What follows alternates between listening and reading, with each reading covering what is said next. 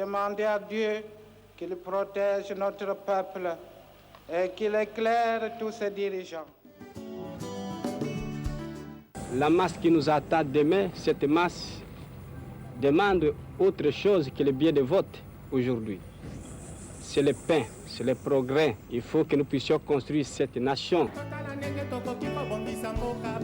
Frantz Fanon ne disait-il pas que l'Afrique a la forme d'un revolver dont la gâchette est placée au Zaïre? Car la libération du Zaïre représente la possibilité pour tous les autres pays d'Afrique de pouvoir enfin se développer. Qu'en dépit de complots visant sa déstabilisation et sa balkanisation, la République démocratique du Congo demeure unie dans ses frontières de 1960.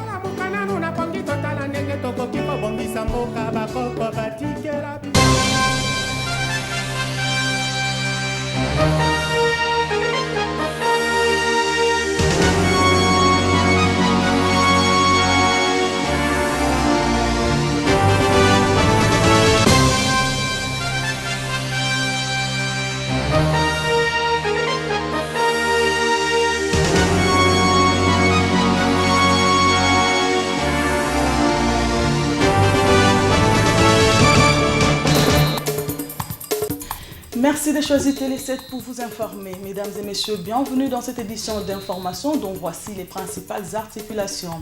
Alors que les yeux de Congolais sont rivés sur les prochaines concertations dont la tenue est imminente, une crise qui ne dit pas encore son nom couvre à la majorité présidentielle après l'annonce par le MSR, deuxième force politique de la coalition au pouvoir, de suspendre sa participation aux activités de la plateforme politique présidentielle. Pendant ce temps, le nouveau patron de la MONUSCO, arrivé à Kinshasa lundi pour prendre ses quartiers, a été présenté à la presse ce mercredi. Martin Colbert dit s'inscrire dans la continuité de l'action de ses prédécesseurs. La paix et le développement dans la partie orientale du pays restent ses priorités, devait rassurer Manod Mounobay avant de préciser qu'une firme italienne vient de gagner le marché des drones destinés à la surveillance des frontières est du pays. Enfin, la rentrée scolaire approche à grands pas dans les établissements. L'heure est au dernier réglage.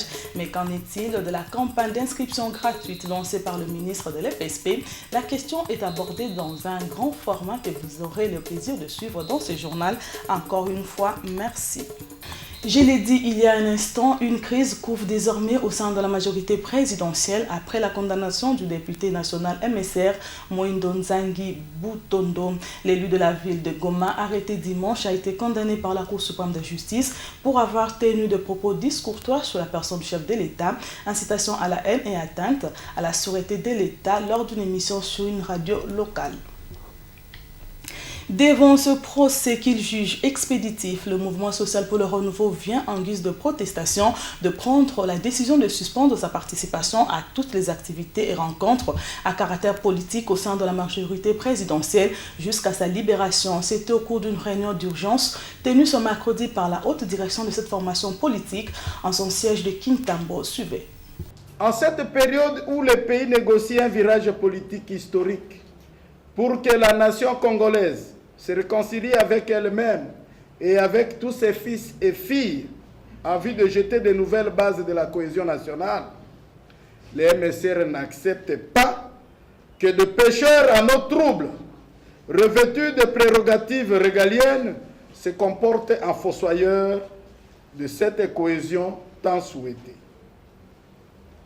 Au vu de cette situation, les MSR, prenant date avec l'histoire, a décidé de suspendre jusqu'à nouvel ordre sa participation à toute rencontre et activité à caractère politique au sein de la majorité présidentielle, parmi lesquels les travaux préparatoires des concertations nationales et aux concertations proprement dites, tant que l'injustice décriée n'aura pas été réparée.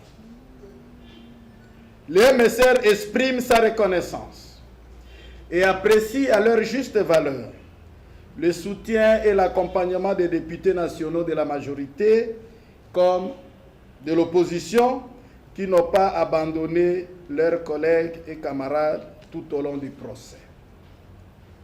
Le MSR invite les instances de décision de la famille politique de susciter un élan de solidarité de tous les autres partenaires de la coalition pour obtenir que le député national Muhindo Nzangi Butondo soit remis en liberté, jouissant de tous ses droits civiques et politiques.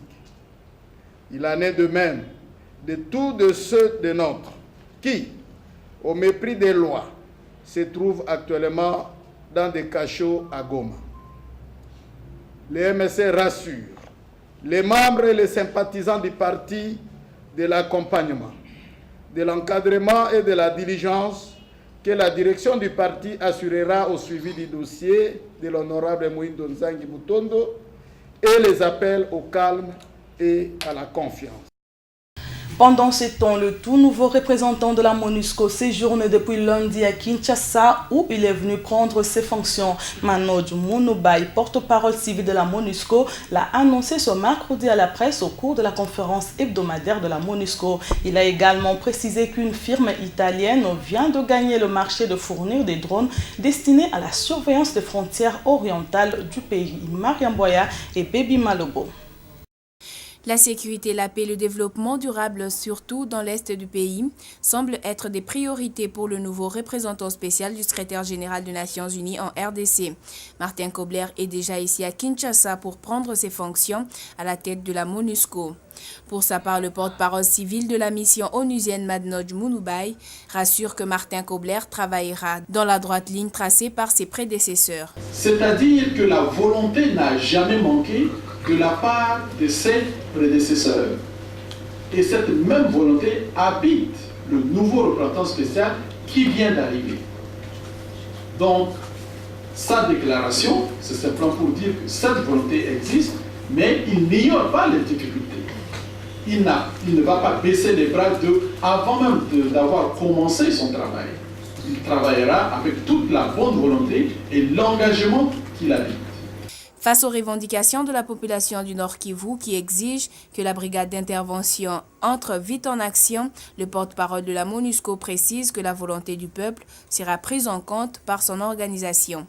Et soyez rassurés que nous prenons ça en compte au plus haut niveau de notre institution dans les décisions qui vont être prises. Et nous les écoutons et très certainement dans les discussions avec les autorités de ce pays, dans les discussions entre les responsables de la MONUSCO, pas une seule minute. Pendant ce temps, une société italienne vient de gagner le marché des drones qui seront bientôt déployés sur la partie est du pays pour assurer la surveillance des frontières, annonce la mission onusienne. Sur la ligne de front, les troupes loyalistes viennent d'enregistrer une nouvelle défection, la 4e en 18 mois.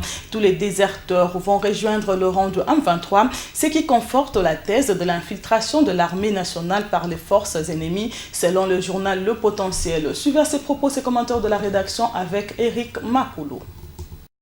En 18 mois, 4 officiers supérieurs des forces armées de la République démocratique du Congo, issus des rangs du CNDP, ont fait désertion de manière spectaculaire. La dernière en date est celle du colonel Bissambaza, commandant intérimaire du premier secteur des FARDC à Béni, dans le Nord Kivu. Dans sa fuite, le colonel a embarqué 70 éléments sous ses ordres avec armes et munitions. Direction Rutshuru pour joindre les M23. En un mot, comme en mille, il n'y a plus de dessein pour confirmer que l'armée nationale est littéralement infiltrée. Au commencement de la fragilité des FARDC, c'était tous les accords d'intégration, de brassage et de mixage signés depuis Sun City en 2002 avec différents mouvements rebelles et groupes armés. Aujourd'hui, la République démocratique du Congo payerait le prix de ses propres turpitudes. L'armée nationale serait infiltrée dans tous ses compartiments, à telle enseigne qu'elle se trouve par moments dans l'incapacité de jouer son rôle. En témoignent des désertions successives des ex-militaires CNDP intégrés dans les FARDC au terme de l'accord de Goma signé le 23 mars 2009. Au sujet de la dernière fuite, ces officiers supérieurs véreux ne pouvaient plus se contenir, sentant leur mouvement en difficulté face aux dernières offensives des FARDC. D'ego, le débat sur la situation réelle des forces armées de la République démocratique du Congo se trouve relancé. Il y a des questions qui méritent nécessairement une réponse. Qui fait partie des FARDC? Quel est le niveau des formations de l'armée nationale? Fait-elle preuve de loyauté envers la hiérarchie et les institutions du pays? Voilà des questions qui devraient faire l'objet d'un grand débat national pour s'assurer réellement de l'identité de ceux qui servent sous le drapeau. L'on doit comprendre comment un officier supérieur arrive à se détourner de l'ordre de sa hiérarchie et trouve le temps de déserter en toute quiétude. L'information vient de la radio onusienne au Congo, à en croire l'administrateur du territoire de Béni qui a confirmé l'information.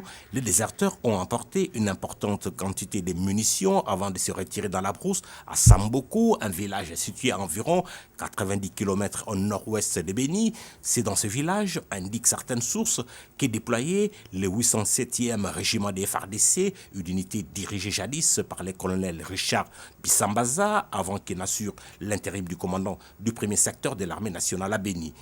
Comme les 3 autres officiers supérieurs ex-NDP qui l'ont précédé dans cette voie de la trahison, le colonel déserteur a donc réédité l'exploit en fournissant la preuve que lui et les autres étaient des faux chauves dont les cheveux ont poussé avant qu'ils n'aient fini leur sale besogne de noyautage.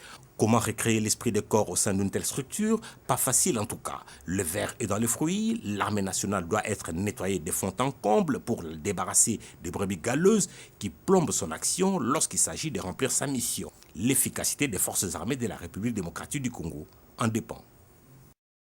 Dans un autre registre, la concertation nationale défraie encore la chronique. Parlant de la rencontre annoncée entre Etienne Tshisekedi et Denis Sassou Nguesso, Jean-Claude Mvouemba reste convaincu que ce tête-à-tête serait bénéfique pour le pays car il permettra d'impliquer les leaders de l'UDPS dans la recherche de la cohésion nationale. Le président du MPCR est interrogé par Mariam Boya et Jean Lumossi. Maintenant que le facilitateur ou le médiateur a accepté et a compris l'enjeu que vous ne pouvez pas réunir les Congolaises et les Congolais sans l'apport de l'autorité morale politique des Congolaises et des Congolais qui est Etienne Tshisekedi Wamolumba. Effectivement, l'invitation est arrivée hier au bureau du président Etienne Tshisekedi et que sa traversée c'est prévu pour le samedi. Donc, je crois qu'il séjournera 48 heures à Brazzaville, donc il aura les entretiens avec le président Denis Sassou Nguesso. Bon, le sujet juste de l'invitation, c'est venir parler de l'intérêt commun des problèmes du Congo. L'ordonnance du président de la République était claire. Avant que nous puissions accepter quoi que ce soit, les préalables, soi-disant, que le président de la République, M. Joseph Kabila, a accepté, doit subir la modification de l'ordonnance en question ou l'abrogation de cette ordonnance. Et nous avons demandé et souhaité la venue du président Denis Sassou Nguesso, qu'il a d'ailleurs accepté, la preuve en est qu'il a reçu le présidium, maintenant qu'il reçoit le président Etienne Tshisekedi, qu'il puisse être là, parce que connaissant les us et coutumes des Congolais de Kinshasa. Donc c'est une très bonne chose, mais si ça peut être couplé avec un représentant, une représentante des Nations Unies, comme les accords d'Addis Abeba le prescrit, pourquoi pas? Le président Sassou Nguesso est un grand président qui est respecté en Afrique. Vous croyez qu'il peut accepter pour venir être un accompagnateur? Il va claquer la porte le premier jour et puis il s'en irait.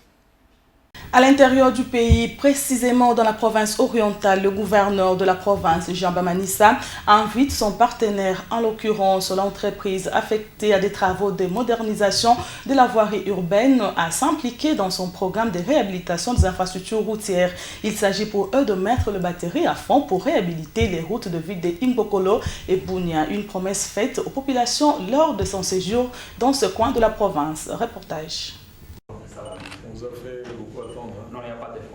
Des signatures posées au bas de ces documents, gage de la matérialisation de la promesse faite aux populations d'Imbokolo lors de son dernier séjour dans ce coin de la province orientale. L'entreprise Sixeway Engineering devra réhabiliter non seulement la route Ariwara-Imbokolo, mais également certaines artères de la voirie dans la ville de Bunia. 14 km de route à Bunia avec des ouvrages aussi qui vont être faits. C'est une promesse que nous avons faite. Nous avons eu l'occasion d'aller voir le matériel que vous avez.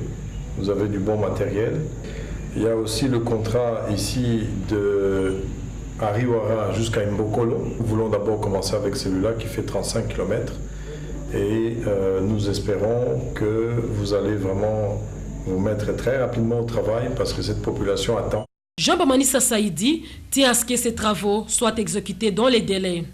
La réhabilitation de cette route va ouvrir l'axe Sud-Soudan, Aru-Ouganda et facilitera la circulation des biens et des personnes. L'entrepreneur rassure. Les travaux pourront commencer dans 14 jours et je pense que nous allons déployer 2 brigades sur terrain. On va commencer le travail et à Bunia et à Ariwara. Et pour tout ça, nous mettons à peu près 3 mois et j'espère que les travaux seront finis. Nous avons considéré qu'à Bunia, il faut construire des ouvrages. Parce que vous savez, les avenues de Bunia, il y a les érosions, tout ce qu'il y a. Il y a même les tuyaux de la régie des eaux, tout ça. Il faut quand même faire un très bon travail. L'occasion était tout indiquée pour Jean-Patrice Oukurango de lancer un appel à l'unisson à tous les fils et filles de cette partie du territoire national. J'appelle mes frères d'Imbokolo. Si c'est seulement à cause de la route qu'ils ont pris les armes, je crois aujourd'hui ils doivent déposer les armes et croire à notre gouvernement provincial. Signalons que Sixeway Engineering a été retenu pour exécuter ses travaux à la suite des appels d'offres lancés par le gouvernement provincial. Dans le domaine de la santé, notez que la deuxième phase de vaccination débute le 15 de ce mois. L'annonce a été faite ce mercredi par le ministre de la Santé publique, Félix Kabange-Numbi, au cours d'un point de presse tenu à la direction du programme élargi de vaccination. Une occasion pour ce dernier de faire également l'évaluation de la première phase. Bijumboui, Rosawazi et Dieu merci Suka. Devant ce parterre de journalistes, le ministre de la Santé publique dévoile le programme du gouvernement en matière de santé. Il s'agit entre autres d'éradiquer la poliomyélite. 96% d'enfants ont été vaccinés lors de la première phase. Une nette satisfaction pour Félix Kabange, qui de ce fait annonce le déroulement dans un proche avenir de la deuxième phase de vaccination. Mais avant tout, il faut recadrer les choses pour cette phase. 94% d'enfants ont été vaccinés. Cela suppose qu'il y a encore 6% d'enfants qui n'ont pas pu être atteints au niveau de la première phase. L'objectif pour la deuxième phase sera d'aller rechercher ces 6% parce que l'objectif de cette campagne, c'est de pouvoir vacciner tous les enfants.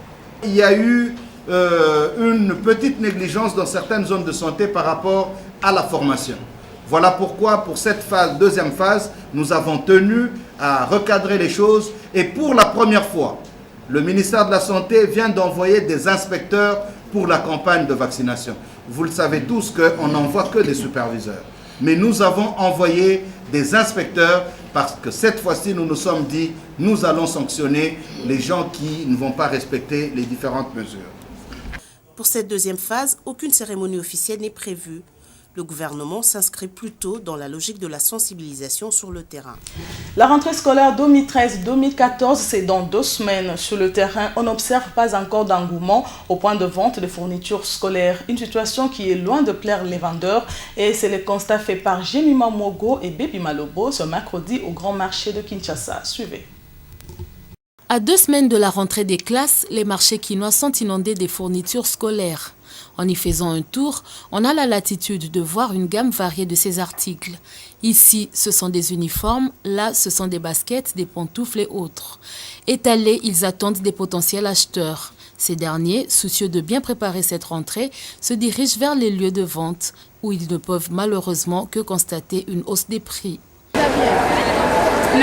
J'ai acheté l'ensemble à 8 000 francs congolais et j'ai remarqué qu'il y a aussi hausse des prix de plus.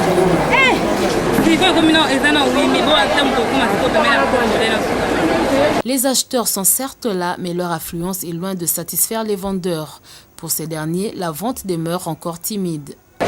Nous avons étalé nos articles depuis lundi dernier. Cependant, nous ne vendons presque pas. Nous patientons. D'ici le 20 de ce mois, il y aura peut-être engouement et la vente sera effective. Ils offrent entre autres des uniformes à l'instar des écoles. C'est ce qui est loin d'attirer leur assentiment. Nous vendons à moins cher et nous demandons aux écoles de s'occuper uniquement des frais scolaires. Quant à la vente des uniformes, celle-ci doit rester notre affaire. Après la ronde de ces points de vente, force est de constater que les préparatifs de la rentrée scolaire n'ont pas encore atteint leur vitesse de croisière. Peut-être que l'engouement se fera sentir à la fin de ce mois lorsque les parents seront en possession de leurs rémunérations. Un autre aspect de la rentrée scolaire qui constitue un véritable casse-tête pour les parents, c'est le paiement de frais scolaires, entre autres ceux relatifs à l'inscription. Ces derniers, sur ordre du gouvernement, doivent être gratuits. Cette mesure est-elle suivie dans les écoles? Comment est-elle appréhendée par les parents? Les réponses à ces questions dans ce reportage de Christopher Kamanda. Le ministre de l'enseignement primaire, secondaire et professionnel, Makar Mwangou, a instruit aux chefs d'établissement d'inscrire gratuitement les élèves pour l'année 2013-2014. Une mesure suivie en surface. La majeure partie des écoles la contournent en insérant des frais connexes. Dans ces écoles qui ont préféré garder l'anonymat, par exemple, les agents trouvés s'abstiennent de tout commentaire à l'absence des chefs d'établissement. Il faut dire que cette mesure du gouvernement est diversement appréhendée par les parents. Certains d'entre eux ne voient pas l'opportunité du ministre de prendre une mesure déjà en application. Qu'ils disent ou qu'ils ne disent pas, donc c'est pas nouveau. Aucun effet. On le sait bien, non? Ça n'a pas d'effet. Ça n'a pas d'effet. D'autres considèrent que cette mesure n'est que des façades. Il faut que le gouvernement s'investisse pour une bonne rentrée des classes. Mais pratiquement, ce n'est pas gratuit. Même l'année passée, l'année écoulée là, ça avait déjà dit que l'inscription était gratuite. On n'a jamais vu ça. D'autres, enfin, déplaçant les débats sur un autre front. Pour cette dernière catégorie, le gouvernement ne doit pas se contenter à prendre des mesures. Il doit au contraire appuyer la promotion intellectuelle et mieux surveiller les écoles. On rajoute sur le Minerva devient inacceptant. Il faut demander pourquoi ça devient à $70, $70. C'est ça, c'est au gouvernement de surveiller tout ça, ce n'est pas à nous. C'est un vrai débat qui s'installe dans l'opinion, d'autant plus que les derniers frais de fonctionnement octroyés aux écoles remontent en 2011. Il appartient donc au gouvernement de prendre ses responsabilités en main pour que cette mesure soit effective. Nous avons sur ce plateau Bijumboui qui a lu pour vous les journaux parus ce mercredi à Kinshasa. Bijumboui, quels sont les différents sujets qui font l'actualité de ce mercredi? 4 sujets font la une de l'actualité de ce mercredi 14 août 2013. Il s'agit entre autres des concertations nationales, de la rencontre entre Tshisekedi et Denis Sassou Nguesso à Brazzaville le 17 de ce mois, la défection au sein des FRDC, mais aussi le séminaire de la CENI et qui doit sans nul doute aboutir à l'établissement d'une feuille de route. Eh bien, je vous laisse donc le suivre dans ce condensé de la presse. Concertation nationale, le sujet fait débat. Dans tous les états-majors politiques comme dans la presse, on en parle. L'observateur qui ouvre le débat avec les dernières déclarations de Léon Kingwa Dondo au sujet de ces concertations considère que celle-ci apparaît comme de la provocation ou encore le marketing personnel, d'autant plus que ce dernier a annoncé la formation d'un gouvernement d'union nationale. Ce qui emmène le tabloïd à se poser des questions sur les vraies aspirations de Léon Kingwa Dondo. Quand bien même celui-ci viserait la primature, l'actuel occupant demeure serein parce qu'il est une personnalité qui compte. Toujours au sujet de ces concertations, le palmarès, s'appuyant sur la position du MLC et de l'UNC, pense que les choses prennent la bonne direction. En effet, à l'issue d'une rencontre entre le Présidium et les délégations de ces deux partis de l'opposition, ces dernières ont annoncé leur participation à ces assises. Rappelez-vous que ces deux partis, aux côtés de l'UDPS, ont boudé ces assises. La grande question demeure celle de savoir qui pourra convaincre Étienne Tshisekedi. Et puisqu'on parle de Étienne Tshisekedi, ce dernier, attendu à Brazzaville ce 17 août, devra s'entretenir avec le président congolais Denis Sassou Nguesso. Le phare qui livre cette information croit savoir que leurs entretiens pourraient s'articuler autour de la recherche des pistes de solutions à la crise politique et sécuritaire congolaise. Quant aux concertations nationales, une source proche de l'UDPS a laissé entendre que ces assises n'ont jamais constitué et ne constituent pas une préoccupation pour le leader Maximo. L'information est relayée par la Prospérité qui ajoute quand même que Denis Sassou Nguesso tentera sans doute de convaincre le vieil opposant à prendre part à ces assises. Une tâche qui s'annonce ardue quand on sait que Étienne Tshisekedi ne veut même pas entendre parler de ce rendez-vous de surcroît convoqué par Joseph Kabila dont il conteste la légitimité depuis le verdict des élections du 28 novembre. Bouclons ce chapitre des concertations nationales avec le canard déchaîné. Dans un style satirique, ce journal annonce l'échec du programme et dans ses pages intérieures, les articles dévoilent le scepticisme et considèrent que ce sont des concertations pour endormir. Le potentiel, quant à lui, s'intéresse à la situation de l'armée congolaise. En 18 mois, celle-ci a enregistré 4 désertions des officiers supérieurs issus des rangs du CNDP. La dernière en date, celle du colonel Bissambaza, commandant intérimaire du premier secteur des FARDC à Beni, dans le Nord Kivu, pour rejoindre le M23, confirme que l'armée nationale est infiltrée. D'où un nettoyage à fond des écuries s'impose. Terminons cette ronde des journaux avec l'Avenir qui consacre sa une au séminaire auquel prennent part les 13 membres de la CENI. À l'issue de ce séminaire, l'abbé Apollinaire Malou et son équipe devront produire une feuille de route susceptible de doter la CENI d'un chronogramme assorti d'un certain nombre de contraintes qui établissent clairement les responsabilités des uns et des autres dans la bonne tenue des élections en RDC. C'est donc le premier outil de planification du processus électoral. Voilà Nadine Laing, c'était là donc l'essentiel de la presse parue ce mercredi. Merci Bijumboye pour cette revue de presse et merci à vous pour votre fidélité à Télé 7. Bonsoir.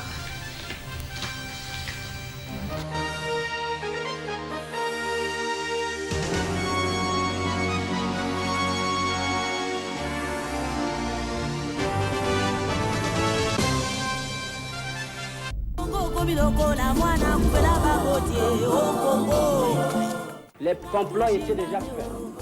Les plans étaient déjà établis. C'est d'imposer un gouvernement contre la volonté du peuple. La Belgique désire balkaniser ce pays. L'éclatement du Congo, c'est demain. Nous devons marcher à fond, même conclure des accords avec le diable pour refaire l'unité du Congo. Rien à faire. Le Congo restera un et indivisible. Puis de complot visant sa déstabilisation et sa balkanisation. La République démocratique du Congo demeure unie dans ses frontières de 1960.